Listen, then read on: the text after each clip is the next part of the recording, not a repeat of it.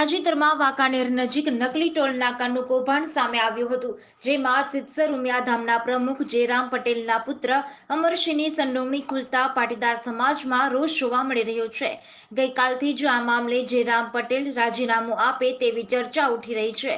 ત્યારે આજે રાજકોટના મવડી નજીક કડવા પાટીદાર સમાજના યુવાનોની એક બેઠક મળી હતી, જેમાં જયરામ પટેલ પ્રમુખ પદેથી રાજીનામું આપે તેવી માંગ કરવામાં આવી હતી. તેમજ જો રાજીનામું નહીં આપે તો ગાંધી ચિંધ્યા માર્ગે ઉગ્ર આંદોલન કરવા તૈયારી દર્શાવવામાં આવી હતી. જો કે બેઠક પૂર્ણ થતા મનોજ પનારાએ જણાવ્યું હતું કે હવે ઉમિયાધામ ખાતે આગામી 6 જાન્યુઆરીના મીટિંગ યોજાવાની છે. આ મીટિંગમાં ઉમિયાધામ જયરામ બાપાનું રાજીનામું લેવડાવાશે. જયરામ બાપા પ્રમુખ પદેથી રાજીનામું નહીં આપે તો આગામી દિવસોમાં સૌરાષ્ટ્રના 22 તાલુકાએ મીટિંગ યોજવામાં આવશે. આજે પૂર્વ વડાપ્રધાન અટલ બિહારી વાજપેયીની 99મી જન્મજયંતિ નિમિત્તે પીએમ મોદી અને રાષ્ટ્રપતિ દ્રૌપદી મુર્મુએ દિલ્હીમાં સદૈવ અટલ મેમોરિયલ પર શ્રદ્ધાંજલિ આપી. આ અવસર પર ઉપરાષ્ટ્રપતિ જગદીપ ધનખડ, લોકસભા સ્પીકર ઓમ બિરલા, રક્ષામંત્રી રાજનાથસિંહ અને અન્ય ઘણા નેતાઓએ હાજર રહ્યા હતા. તેમણે પણ પૂર્વ પીએમ વાજપેયીને શ્રદ્ધાંજલિ આપી હતી.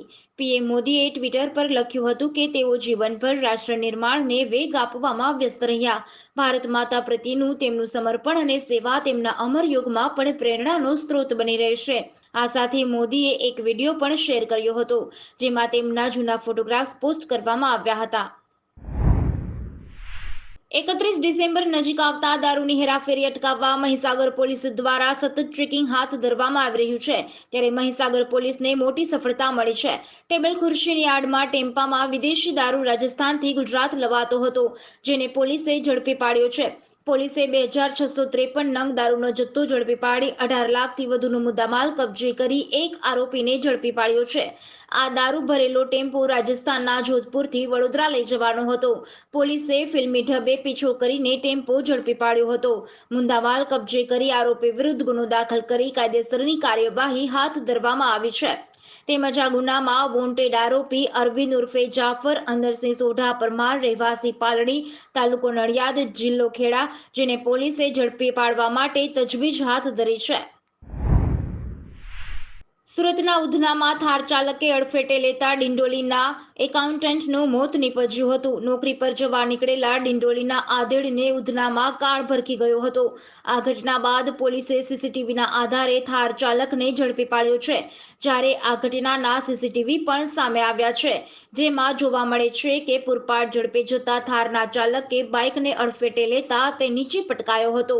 જે બાદ થારની ટક્કરમાં આવેલ રિક્ષાનું ટાયર નીચે પટકાયેલા બાઇક ચાલક પર ફરી વળ્યું હતું. આ મામલે પોલીસે અકસ્માત સર્જનારની ધરપકડ કરી છે.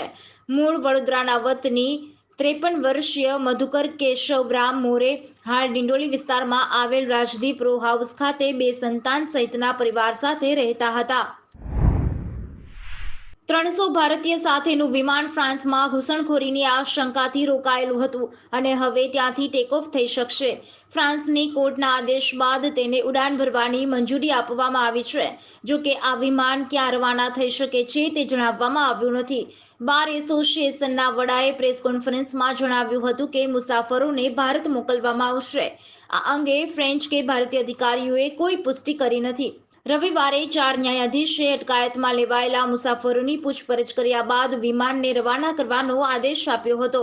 ન્યૂઝ એજન્સી એએફપી અનુસાર પ્લેનમાં હાજર 2 લોકો પ્લેનમાં મુસાફરી કરી રહેલા 300 લોકો કરતાં અલગ છે.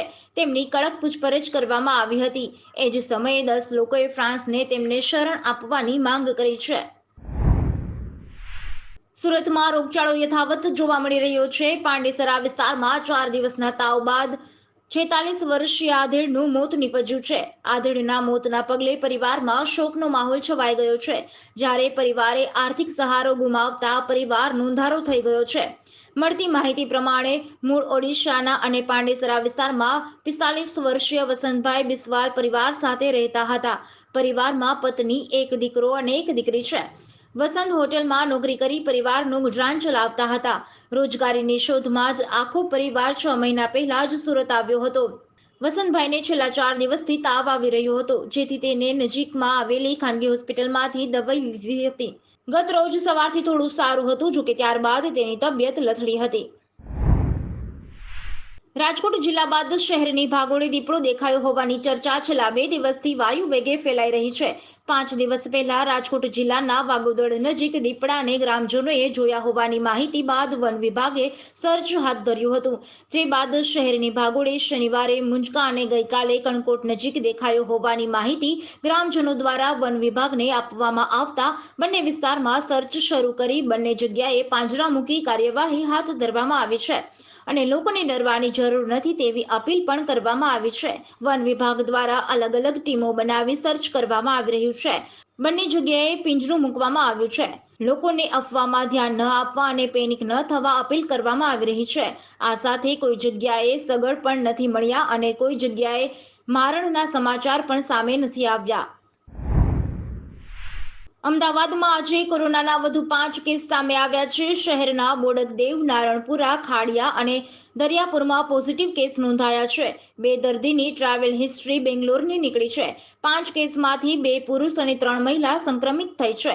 અમદાવાદમાં અત્યાર સુધીમાં એક્ટિવ કેસની સંખ્યા 35 પર પહોંચી છે, જેમાં 2 દર્દી હોસ્પિટલમાં સારવાર હેઠળ છે અને 33 દર્દી હોમ આઇસોલેશન હેઠળ છે.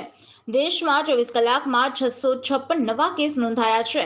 છેલ્લા 24 કલાકમાં દેશમાં કોરોનાના 656 નવા કેસ નોંધાયા છે, જ્યારે 24 કલાકમાં એક દર્દીનું મોત પણ થયું છે. કોરોનાના એક્ટિવ કેસ 3742 પર પહોંચી ગયો છે. શનિવારે કોરોનાના 423 નવા કેસ નોંધાયા હતા. કોરોનાના કેસ વધ્યા બાદ કેન્દ્ર સરકારે પણ રાજ્યોના સ્વાસ્થ્ય મંત્રીઓ સાથે બેઠક કરી હતી. તેના નિવારણ માટે આ બેઠકમાં જરૂરી માર્ગદર્શિકા આપવામાં આવી છે. તંત્ર દ્વારા ગામડે ગામડે પાકા રસ્તાની સુવિધા પહોંચી હોવાના દાવા કરવામાં આવે છે, પણ હજુ કેટલાય ગામડાઓ એવા છે કે જ્યાં પાકા રસ્તાની પાયાની સુવિધા પહોંચી નથી. ત્યારે ભિલોડાના કંથારિયાથી વાઘપુર રેલવે ફાટક છેલ્લા 25 વર્ષથી ખખડધજ હાલતમાં છે. રસ્તા માટે આમ તો સરકાર વિવિધ ગ્રાન્ટો ફાળવતી હોય છે, પણ કેટલીક વાર રસ્તો બનાવવા માટે પૂરેપૂરી ગ્રાન્ટનો ઉપયોગ થતો નથી અને કોન્ટ્રાક્ટરો અને અધિકારીઓની મિલીભગતથી રસ્તાનું કામ હલકી ગુણવત્તાવાળું થાય છે તેવી જાગતો પુરાવો છે. વડોદરા શહેર સંસ્કારી અને કલાનગરી તરીકે જાણીતું થતું હોય છે, ત્યારે કલાનગરીના કલાકારો દ્વારા ભક્તિ પ્રત્યે પણ અતૂટ વિશ્વાસ હોય છે. ઉત્તર પ્રદેશમાં આવેલ અયોધ્યામાં નિર્માણ થયેલ પ્રભુ રામના મંદિર પરિસરમાં આગામી 22મી જાન્યુઆરી 2024ના રોજ પ્રાણ પ્રતિષ્ઠા મહોત્સવ યોજવા જઈ રહ્યો છે. ત્યારે સમગ્ર પરિસર સુગંધથી મહેકી ઉઠે તે માટે શહેરના રામ ભક્તે પંચદ્રવ્યનો ઉપયોગ કરી 108 ફૂટ લાંબી અને 3.5 ફૂટ પહોળી ધૂપસળી એટલે કે અગરબત્તી બનાવી છે, જે જાન્યુઆરીના પહેલા સપ્તાહમાં અયોધ્યા ખાતે ભવ્ય કાર્યક્રમ બાદ મોકલવામાં આવશે. આ રામ ભક્ત શહેરના તરસાલી વિસ્તારમાં રહેતા અને મૂળ ખેતીના વ્યવસાય સાથે સંકળાયેલા વિહાભાઈ ભરવાડે આ ધૂપસળી 6 મહિનાની અથાગ મહેનત બાદ તૈયાર કરી છે.